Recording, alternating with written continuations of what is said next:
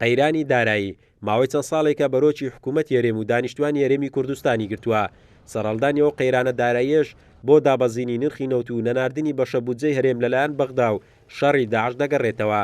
بۆ بەردەوامیدان بە خزمەت گوزاریەکانیش حکوومەت هێرێم ڕووی لە قەرز کرد، چونکە بۆ دابەشکردنی موچە بەسەر 1,200,000 موچەخۆر حکوومەت هێرێم پێویستی بە نزیکەی 850 ملیار دینار بوو بەبێ پاشەکەوت و لێبڕین.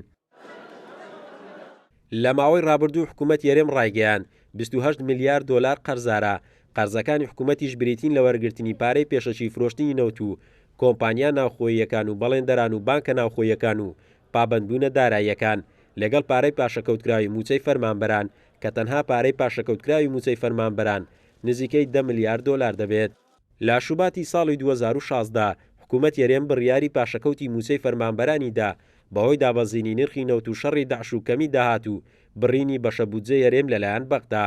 لە ساڵی 2016 تاکو کۆتایی ساڵی 2020 حکوومەت هێرێم 12 موچەی تەواوی پاشەکەوت کرد، لەگەڵ دابەشکردنی 32 موچەی بە پاشەکەوت لە کابینەی نوێمی حکوومەت هێرێمی کوردستانیش بۆ ساڵی 2020 8 موچەی دابەش کرد، بە شێوەیەک 3 موچە هی مانگەکانی ساڵی 2019 بوون و بۆ 12 مانگی ئەم ساڵیش تەنها 5 موچە دابەشکراوە کە 2 موچە بە لێبڕینی 121 و موچەیەکی تر بە لێبڕینی 180 بوو.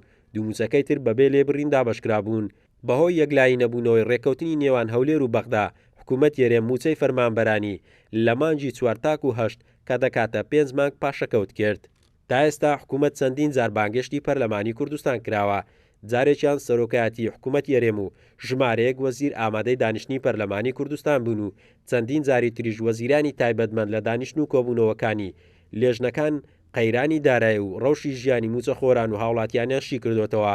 هەروەها چەندین جاری شاندی حکوومەت بۆ گفتوگۆکردن لەگەڵ بەغدا ناوەڕۆکی کۆبوونەوەکانیان و میکانیزمەکانی ڕێکەوتنی نێوان هەولێر و بەغدا خستۆتە ڕوو.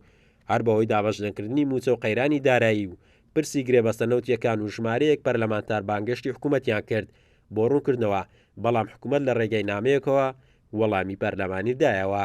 قارەمانزەوەر، کورسات نیوز، هەولێر.